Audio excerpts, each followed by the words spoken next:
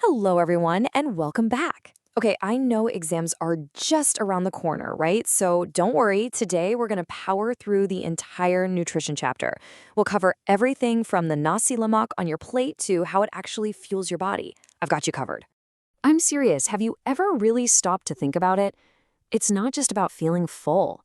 That food on your plate, it goes on this incredible journey. So let's be detectives and follow it step by step, from the very first bite to the very end. All right, so let's start with the basics. Before we can even understand how our body breaks food down, we first need to know what we're putting into it. So what is actually in our food? Okay, think of your body like a really complex factory. It needs different materials to work, correct? Well, as you can see, there are 7 essential ones. We need carbs for energy, protein to build and repair, fats for backup power, and then all these other guys, vitamins, minerals, fiber, and water. They're there to keep the whole factory running nice and smooth. You need a little bit of everything for a balanced diet law. Now check this out. Just look at the energy values here. Can you see how fat packs more than double the punch per gram compared to carbs and protein? This is exactly why our body is so good at storing it. It's just super efficient fuel for later. So, does everyone need the same amount of energy? Of course not, Law. Your energy needs depend on all of these factors. Now listen up. This is a classic exam question. They love to ask why, say, a construction worker needs more food than someone working in an office. It all comes down to the type of work and their energy output. Make sure you remember this. Okay, journey time. Let's head to the very first stop, the mouth. The second you take a bite of that crunchy kuropoke, your digestive system gets to work.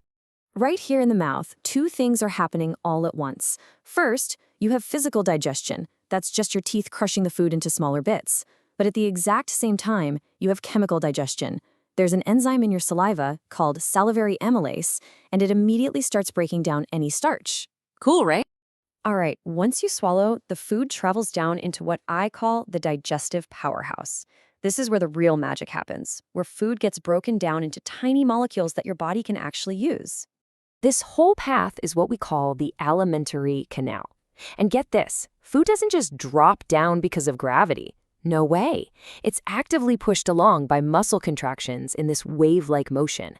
This process is called, and you must remember this name for your exam, peristalsis. Say it with me, peristalsis.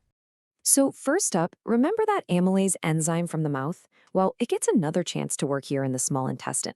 You can think of it like a pair of scissors, just snipping these long chains of starch into simple, easy-to-use glucose. And that's the sugar your cells need for a quick energy boost. Next, another set of enzymes called protease get to work. This process starts in the stomach's acid and continues in the small intestine. So what's their job? To break down the big protein molecules from things like your chicken or tofu into their tiny building blocks, which are called amino acids. And finally, we have the fats, like the oil in your curry or the butter on your toast. For these, we have the lipase enzyme. In the small intestine, lipase breaks down these large fat globules into much smaller absorbable units, fatty acids and glycerol. So now our food is all broken down into these tiny molecules: glucose, amino acids, fatty acids, and glycerol. But what's the point? How do they actually get from our intestine to the rest of our body? Well, let's talk about absorption. And that brings us to this super important keyword, assimilation. This is the process where all those digested molecules get absorbed into the bloodstream and are then delivered to every single cell in your body. Your cells then use them for energy, for growth, for repair, basically for everything. This right here, this is the whole reason we eat. Our body is so cleverly designed for this. The inside of the small intestine isn't smooth at all. It's covered in millions of these tiny finger-like folds called villi. And all these folds increase the surface area so much that if you laid it all out flat, it would be about the size of a tennis court. All that space is just to make sure we can absorb every last bit of nutrient from our food. It's so efficient. Okay, let's bring it all together now. How does all this biology connect to our daily health? And more importantly, what are the key things you need to know to score well on your exam? Let's focus. All right, everyone, pens and highlighters out. This next part is pure exam gold. You will absolutely see this in your practicals or in paper 2.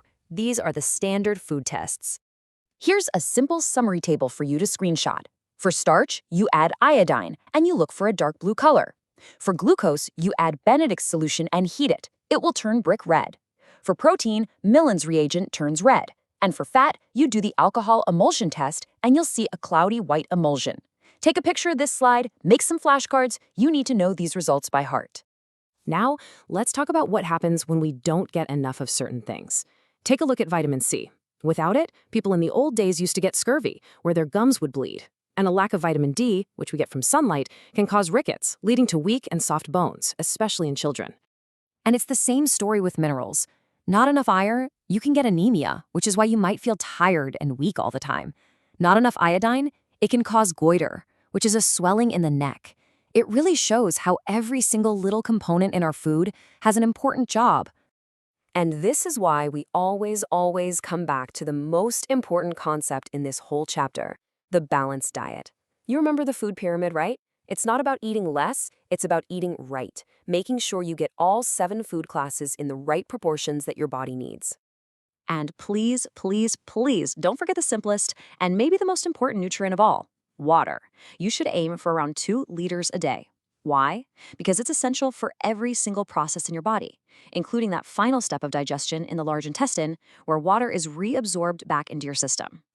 So, the next time you sit down for a meal, I want you to look at your plate and think a little differently. Don't just see food, see fuel.